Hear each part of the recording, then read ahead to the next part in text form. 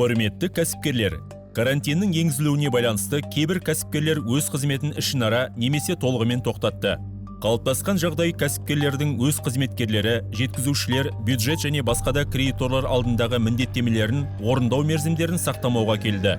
Міндеттемелерді орындау және қарызды дереу және толық төлеу көптеген кәсіпкерлерге қиынға соғады және бұл бизнестің толық жабылуына әкелуі мүмкін.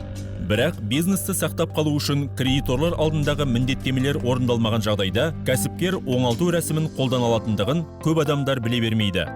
Оңалту рәсімі сот шешімімен қолданылады.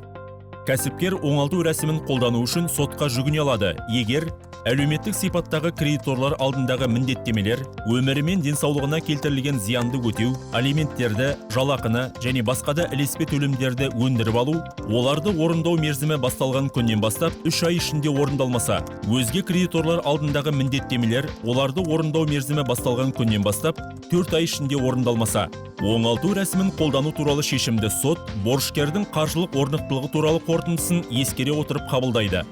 Оңалту рәсімін қолдану арқылы кәсіпкерлер кредиторлармен келісім бойынша қарызды 5 жылға дейін кейінге қалдыру, өндірістік қызметті қалпына келтіру үшін мүлікке және банктік шоттардағы тыйым салуларды алып тастауға, орындалмаған міндеттемелер бойынша өсімпұлды, тұрақсыздық айыбы мен айыппұлды есептеуді тоқтату, алынған қарыздар және шығарылған облигациялар бойынша сыйақыларды есепке жазуды тоқтату, соттардың, мемлекеттік кірістер органдарының және басқа тұлғалардың мүлікке қатысты шешімдерінің орындалуын тоқтата тұру мүмкіндігін алады. Оңалту рәсімін қолданған жағдайында кәсіпкер оңалту жоспарын және берешекті өтеу кестесін әзірлеуі тиіс. Оңалту жоспары кредиторлармен келісілуі қажет.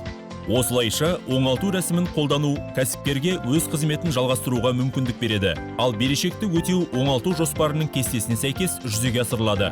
Егер сізді оңалту рәсімін қолдану сұрақтары қызықтырса, толығырақ ақпарат алу үшін сіз өзіңіздің бизнесіңіздің тіркеу орны бойынша мемлекеттік кірістер департаментімен төмендегі нөмірлермен немесе мемлекеттік кірістер комитеті кол орталығына 1414 нөмірі бойынша хабарласа аласыз.